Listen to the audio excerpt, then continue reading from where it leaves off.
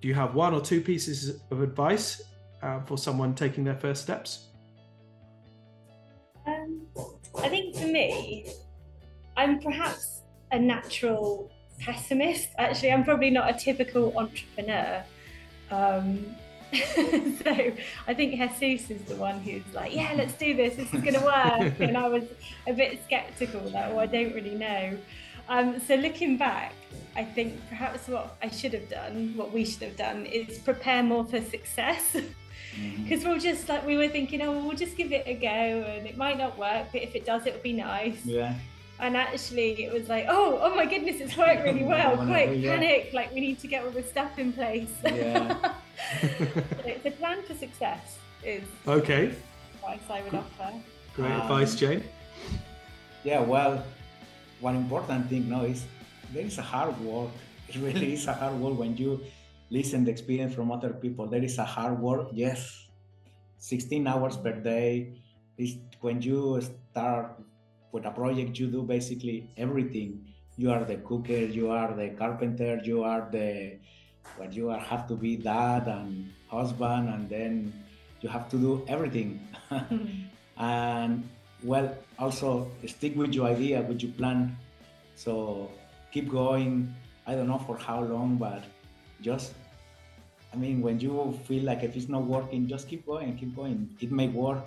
If it doesn't work after plan A, plan B to make it work, okay, maybe it's time to change the method, but never change the target, no? The target has to be the same. And it's just keep working, just be, how do you say, necio? Stubborn. Yeah. Stubborn, yeah. And just get started as well, because I think sometimes people maybe dream about what they'd like to do, but they want to have lots of conditions in place before they give it a go. Really, we started this with absolutely nothing. We were in a very difficult financial situation. We didn't have a place to do it. We didn't have a commercial premises.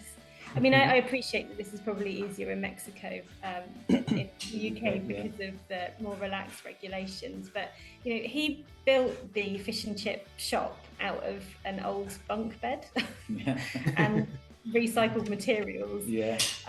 In the beginning, we didn't necessarily have the money to buy all of the ingredients that we needed for service that day, so we'd get some in, and then I'd be running up the shop to get more in for the afternoon or the evening. So we started with very little, but we started, and now we're finding ourselves in a really good position. So don't wait till everything's perfect or until you've got loads of money. Just get going. Start. That's great, guys. So I've got plan for success, be stubborn and persistent, and just get going. Don't wait for the perfect moment. This is fantastic advice, and thank you so much for joining us for this interview.